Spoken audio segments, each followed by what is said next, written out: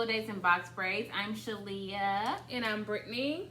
And we are going to tell you our first year teacher tips. We're going to do 10 of them. 10 first year teacher tips. And we're going to try to be short about it. There's probably like a million, but we just found 10. Yeah, that we think I think, and actually, we have not shared the 5 that we did a piece. So I did we 5, sure didn't. and she did 5. So Yeah. if we say the same thing, then you know it's super important, double important. Right.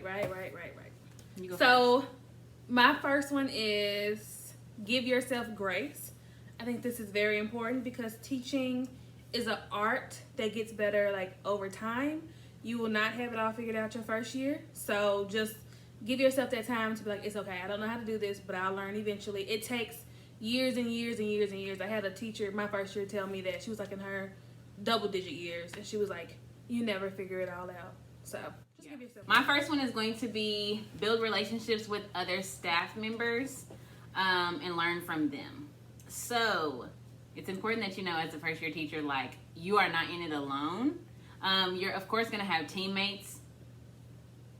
You might have a lot of teammates or just like one teammate, but either way, try your best to like learn from them, ask questions all the Yeah, time. that was actually one of mine too. Really? So yeah. So I'm gonna elaborate on it just a little bit as well. That's one thing that really helped me out my first year was the support from my coworkers.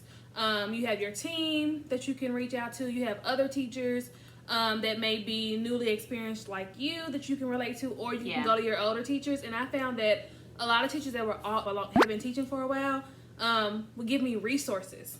So there's a lot of things you don't have to go out and get because people in your building already have them. So it is very important if you are lucky or blessed enough to get a staff that's supportive like that, make friends with your coworkers because they will be your lifesavers. Also, I would say go and watch them teach if you can. Yep. If you can, ask your principal or whatever if you can go and observe, you know, any of the better Have a teachers. classroom management plan before you start school. You cannot start the school year and make it up as you go. It's not going to happen. So you need to come in with a set classroom management plan, expectations, rules, and procedures already prepared, and you can tweak them as you need to as you go, but you need to have something already ready before the first day of school. You will lose your mind if not. Yes. Yeah, you'll probably have to try 50 different things before you find the perfect thing. Yeah. But if you don't have anything in the beginning, it just creates a lot of chaos and headaches for later on. Be sure that you laugh with your kids. Okay? So, really what I mean is like have time where it's not educational. You know, it's important that they see you as a person because there's going to be times that you make mistakes. So it's like lunch bunch is super important. Eat with your kids. Go to their events if you can. You're never going to forget your first class. So be sure that you build relationships with them in that way. Let me see. And also enjoy recess time with them. That was one of mine too, build relationships with kids. That's like my number one goal when it comes to teaching because you're not going to get anywhere with your kids if you don't build a relationship with them. It doesn't matter how much you want them to learn. If they don't feel it, like if y'all don't have that connection, it doesn't matter. So I do value building relationships with my kids, having that time in the mornings or in the afternoons where you guys can just talk and get to know one another. And then another thing my kids do know is that I make mistakes all the time. Yeah. Number 5. Wait, right? I don't know. No. It's my turn again. It can be. I only have one more tip because we had the same. Oh, so are we saying, so when you say that it's the same as mine, you're not counting that as a new tip? No, because it's the same. You know, I don't know. Wow, so we're going to have 10? No. I may have one more that I can say. I kind of have 2, but you already said that. No, you can elaborate. Okay. You can elaborate. So the next tip is to ask for coaching if needed. You may have like an academic coach or somebody in your building that is their job title or their job purpose is to come into your classrooms and coach you and help you. So ask for that coaching. You don't need to seem perfect to your administration either. They know you are a first year teacher, so they know you have learning to do and growing to do, and they're supposed to be there to support you in that. Let the kids teach you stuff. So what I mean by that is like embrace their differences. If your kids have different backgrounds, or if they speak different languages, you can allow them to share different things and embrace different things. Like your classroom library should represent your kids. Yeah, building a good classroom community. So just not you and the kids, but also the kids. We having good relationships with one another and feeling comfortable that you guys can have those open and honest conversations. So that's good. So my last one, personally to me, is a biggie. I just learned this recently, probably this past year. I've just started applying it this year, and it's self-care.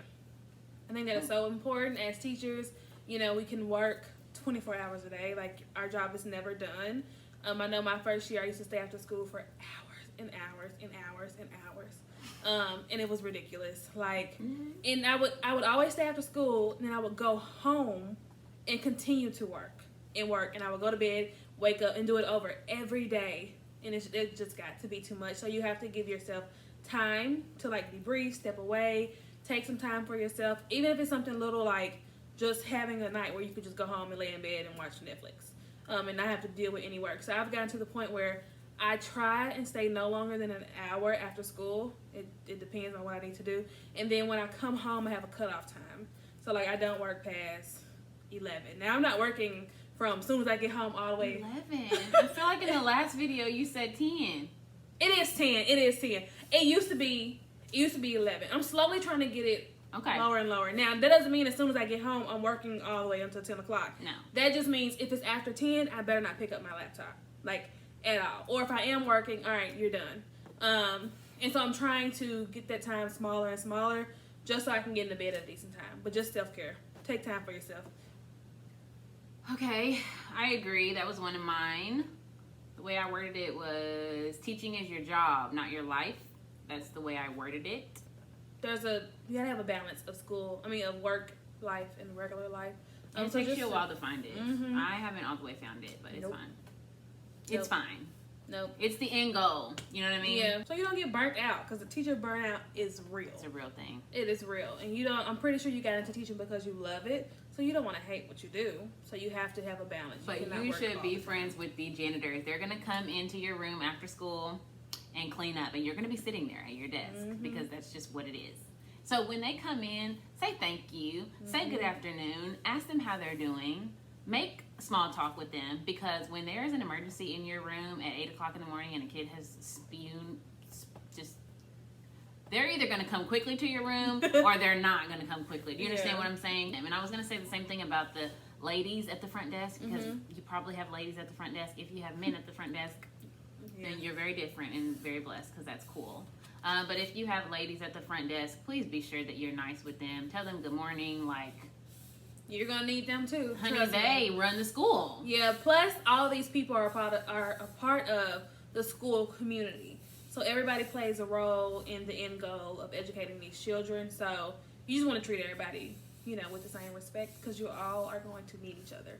Also about the janitors too, if you need furniture, like for your room, or you need something moved or taken down or something, they'll do it. So you want them to like you, so that they'll do those things for you. That's right. They'll come in and say, hey, there's a kindergarten teacher getting rid of a bookshelf. Do you want it? And I'm like, good looking out. Thank you, friend. Yeah, I moved classes this year because I moved from second to third, so I had to go upstairs. And I wanted my cubby, my rug, and this little bookshelf thingy. But I didn't want to bring all that stuff upstairs. So, because I have a good relationship with our custodian, she brought it all upstairs for me. So it's very nice. Okay, so I think those are all of our tips. I hope that was 10. It probably wasn't, but as we rewatch it, I'm going to put the numbers, so we can figure out how many actually it was. If you are in your first year, like currently, you can leave tips below too if you found other tips that have what? What's going on? Leave other tips that we may have left off. Yes, because there will be other first year teachers watching this, and there's other tips that they could benefit from. So leave them down below if you have any other tips. I don't know why that wouldn't come out, but it's okay, pal. Dang. Yeah. I do that in the classroom sometimes. I can't get stuff out. And the kids are just like, also, let us know what states you're in. Like, we're in Kentucky, so let us know, like, so we Where can... you watching from? Be friendly teacher friends. Okay? Well, so that's it. See you next time. We'll see you later.